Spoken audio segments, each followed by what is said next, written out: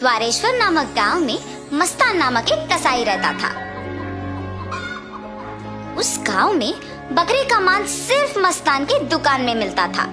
इतना ही नहीं, हर शुभ कार्य और दावत के लिए मस्तान के ही दुकान से मांस लाया जाता था। ऐसे एक दिन उस गांव के जमींदार का सेवक मस्तान की दुकान को आता है।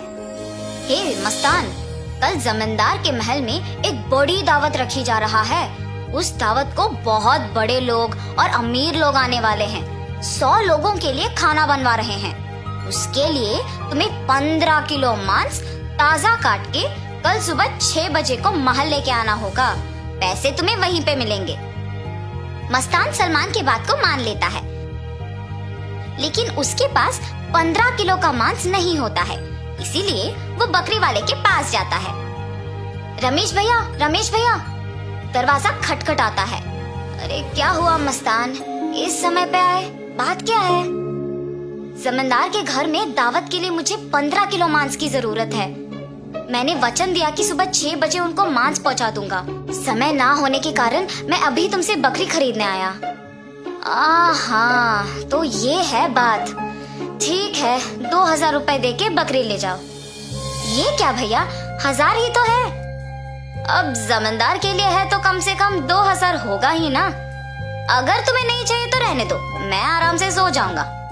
नहीं भैया, मैंने वचन दिया है, अब पीछे नहीं हट सकता। मैं दे दूंगा 2000।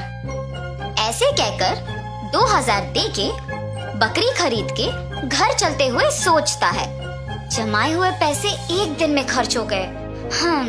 कोई बात नहीं, जमींदार के दावत के लिए मांस पहुंचाने के बाद पैसे मिलेंगे ना। अभी जल्दी से काम शुरू करके सुबह तक पहुंचा देना होगा। ऐसे सोचकर मांस को साफ करके उसके टुकड़े टुकड़े काट के सारी रात मेहनत करके 15 किलो मांस को तैयार रखता है। अगले दिन सुबह दिए हुए वचन के अनुसार 6 बजे को जमींदार के महल पहुंचता है। भैया, मैं सेवक सलमान के लिए आया हूँ। क्या आपको पता है कि वो कहाँ है? ये सुनकर दूसरा सेवक मस्तान को बाहर इंतजार करने के लिए कहता है। वो मस्तान के हाथ से मांस लेते हुए कहता है कि सलमान को भेजेगा और उसे पैसे मिलेंगे। मस्तान भी उस सेवक का बात मानकर बाहर इंतजार करता है, लेकिन सेवक उसके हाथ में मांस को देख सोचता है, इस 15 किलो मांस से अगर मैं 1 किलो ले लूं तो किसको पता चलेगा? किसी को भी नहीं पता चलेगा। ऐसे उस कवर में से 1 केजी मांस को छुपा के बाकी को देने जाता है। सलमान को देख के कहता है, साहब, मस्तान ने यह आपको देने के लिए कहा है। वो पैसों के इंतजार में बाहर खड़ा है। सलमान सेवक के हाथ से मांस लेके सीधा रसोई घर जाता है, ये जान के कि मस्तान बाहर पैसों का इंतजार कर रहा है। बावर्ची के पास जाकर सलमान कहता है, सारे व्यंजन स्वादिष्ट होनी चाहिए, ध्यान से पकाना। ऐसे कहकर चला जाता है। बावर्ची पकाते हुए, इतने मांस से अगर मैं 2 केजी ले लूं तो किसको शक होगा? किसी को भी नहीं होगा। ऐसे सोचकर मांस को छुपा के बाकी को पकाता है। दावत के व्यंजन की तैयारी के लिए जिम्मेदार किशन व्यंजनों का स्वाद चख के कुछ सेवकों की सहायता से उन सभी में से थोड़ा थोड़ा अपने लिए ले लेता है। आए हुए मेहमान सारे दावत की खाना शुरू करते हैं और जल्द ही आपस में बात करना शुरू कर देते हैं। ये क्या, इतना अमीर और सम्मानित आदमी, अच्छा नाम है इनका, मगर खाने में कमी क्यों? हाँ, अगर खाना कम ही पड़ना है तो ऐसी दावत की तैयारी भला क्यों करें? ऐसे सारे लोग खुसफुसाते हैं। ये सब सुन के जमींदार सहन नहीं कर पाते हैं। दावत के खत्म होने के बाद क्रोधित होके सारे लोगों को सभा में बुलाते हैं, खास करके दावत के लिए जिम्मेदार लोगों को, और उनको सवाल करना शुरू करते हैं।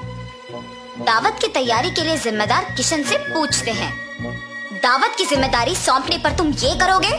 सभी तैयारी किया मैंने, लेकिन व्यंजनों के लिए मात्रा पहले से ही कम पड़ गई थी प्रभु। मेरा इस बात से कोई लेना देना नहीं, आप बावर्ची से पूछिए प्रभु। ऐसे उसने अपनी किए को छुपाकर किसी और पे इल्जाम डाल देता है। तब बावर्ची छुपाए हुए 2 किलो मांस की बात को छुपा के कहता है कि दावत की सामग्री के लिए जिम्मेदार सलमान के पास इसका जवाब होगा। ऐसे उस बात से छुटकारा पाता है। सलमान भी औरों की तरह मांस के दिए गए 6,000 रुपयों को मस्तान को ना देकर अपने ही पास रख के, ये जानते हुए कि मस्तान पैसों का बाहर इंतजार कर रहा है, जमींदार से ये बात छुपाता है और कसाई मस्तान पे इल्जाम डाल देता है कि उसने मांस कम मात्रा में दी है। अभी जाके मैं उसका काम तमाम करता हूँ प्रभु, ऐसे कहता है। उसी सभा में मौजूद मस्तान उस इल्जाम का सहन नहीं कर पाता है। सभा में से जमींदार के सामने आके कहता है, जमींदार साहब, इस पूरे गांव में मैं अकेले कसाई हूँ।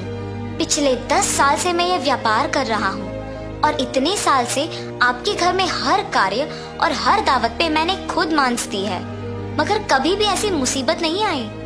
आपके घर में दावत का नाम सुनते ही 1000 के बकरी को 2000 में बेचते हैं। सुबह आके मैंने मांस को पहुंचा दिया और आपके सेवक सलमान ने मुझे मांस के पैसों के लिए सुबह से इंतजार करवाया। सलमान को मांस देने के बहाने से एक और सेवक मेरे हाथ से मांस लिया और मुझे बाहर इंतजार करने के लिए कह दिया और ये भी कहा कि वो सलमान को बुलाएगा। उसके बाद इनमें से कोई भी मेरे पास नहीं आया। कृपया मेरा यकीन कीजिए प्रभु, आप ही की दया से जी रहा हूँ।